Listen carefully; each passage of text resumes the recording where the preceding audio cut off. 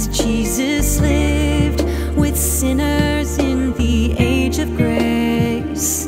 Is his work not for the sake of mankind, so man can gain salvation?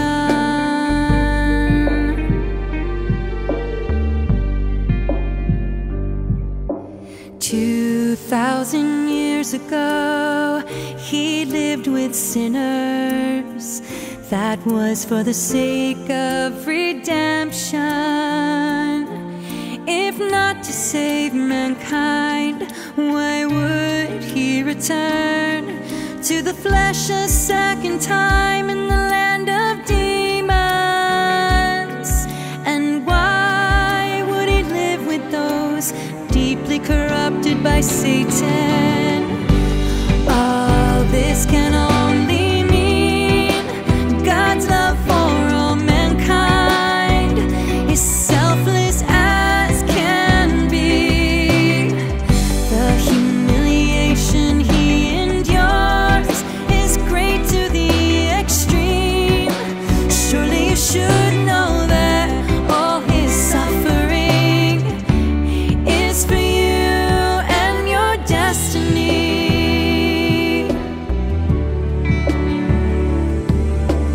For the sake of all mankind's survival, he chose birth in a land that's filthy, and he put himself through every possible disgrace. Is his work not all real and practical? Though all people malign him and say he sits with sinners, though all the people mock him for living with the filthy, he still gives selflessly, yet mankind still rejects him. All this can only mean God's love for all mankind is selfless as can be. The humiliation he endures is great to the extreme. Surely you should know that all his suffering is for you and your destiny.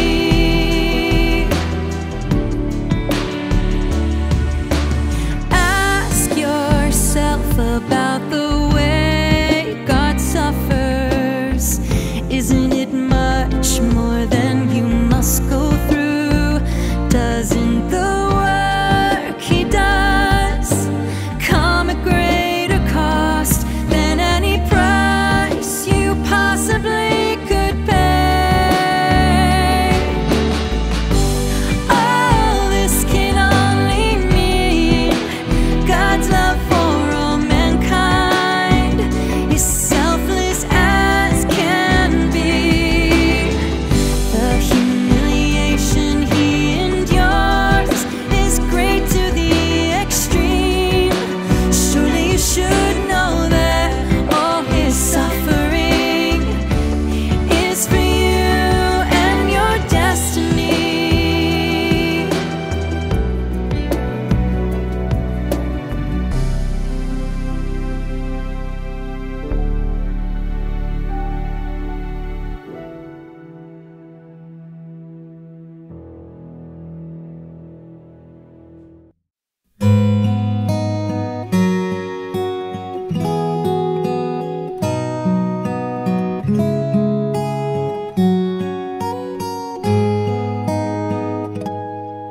Job believed in his heart that all he possessed was bestowed by God and not by his own hand. He did not see blessings as things to take advantage of, but held on to the way that he should keep as his guide to living. Job never reveled or wildly delighted because of the blessing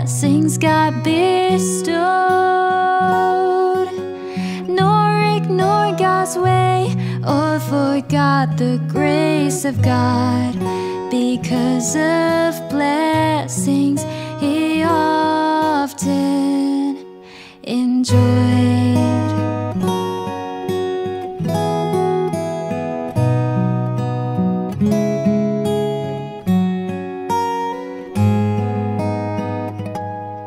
Job cherished God's blessings, giving thanks for them, but he did not indulge in them nor search for more. He never did anything for the sake of blessings, not worried about losing or lack of them from God.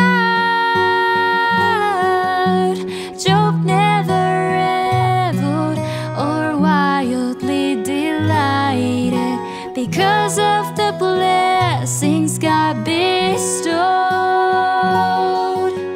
nor ignore God's way or forgot the grace of God.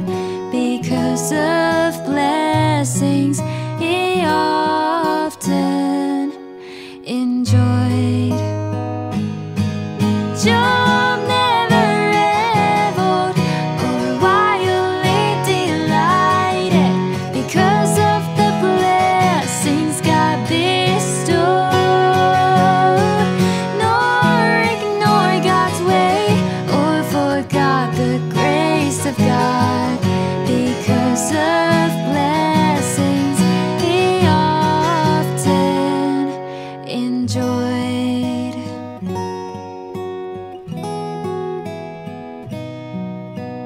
Oh, oh.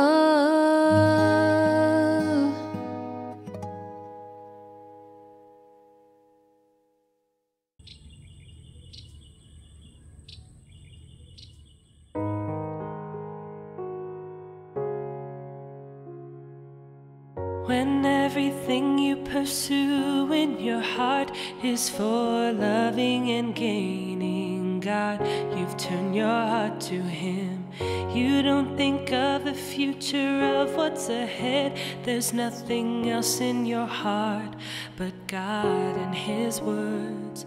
To turn one's heart to God is the way to love God and know His disposition. To reach out to God with all your heart, turn your heart entirely to Him. This is the first step of loving God, the first step of loving God. Eat and drink His words, praying daily, consider God's will and church work. Love Him and please His heart, and your heart will belong to Him. When someone gives their true heart to God, their experience of life begins. Their disposition starts to change. Their love and knowledge of God will grow. To reach out to God with all your heart, turn your heart entirely to Him. This is the first step of loving God, the first step of loving God. Turning one's heart to God is a requirement for loving and understanding Him. For getting on to the right track, it's what you ought to do.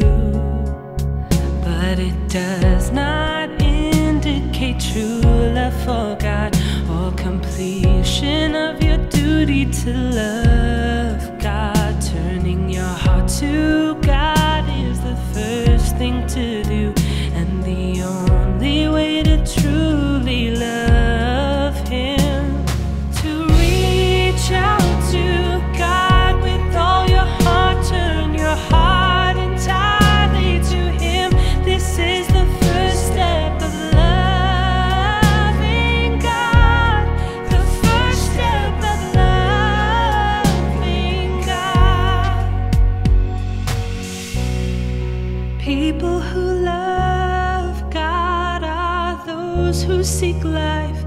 they pursue truth and truly want God. They're enlightened, moved by the Spirit. They can't be guided by God. To reach out to God with all your heart, turn your heart entirely to Him. This is the first step of loving God, the first step of loving God. If you want to love God, oh, turn your heart to Him.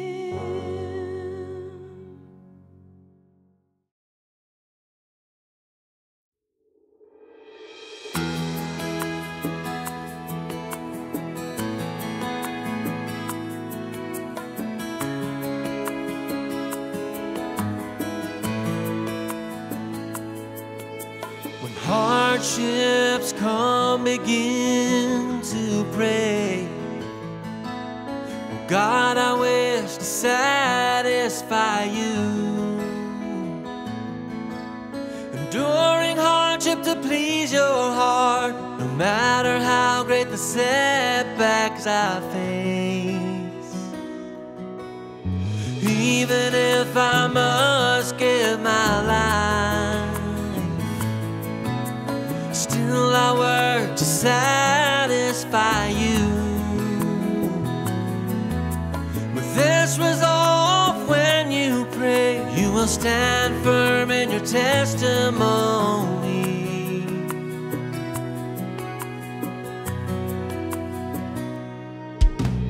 Every time truth is put into practice, it's refinement each time they are tried.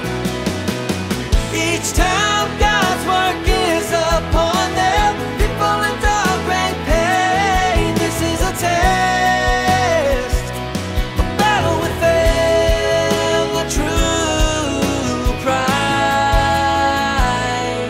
to be paid.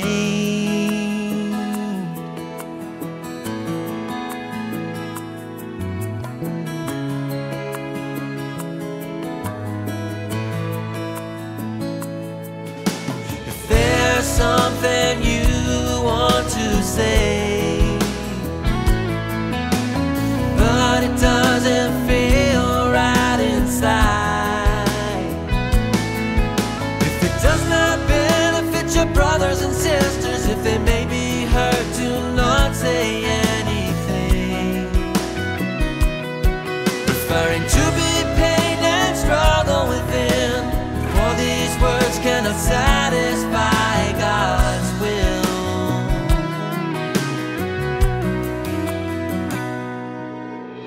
Every time truth is put into practice, it's refinement each time they are tried.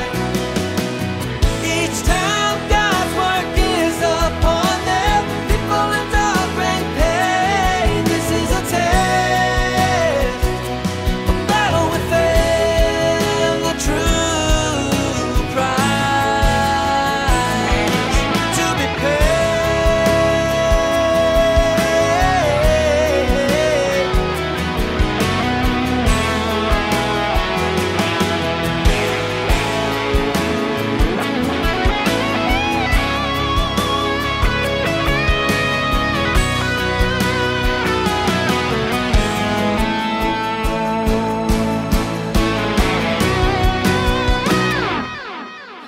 The battle inside wages on, but you are willing to suffer pain, to give up that which you love, enduring hardship to satisfy God.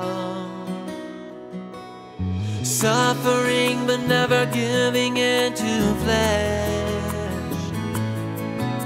satisfying the heart of God. So you will be comfort as well. This is paying the price desired by God.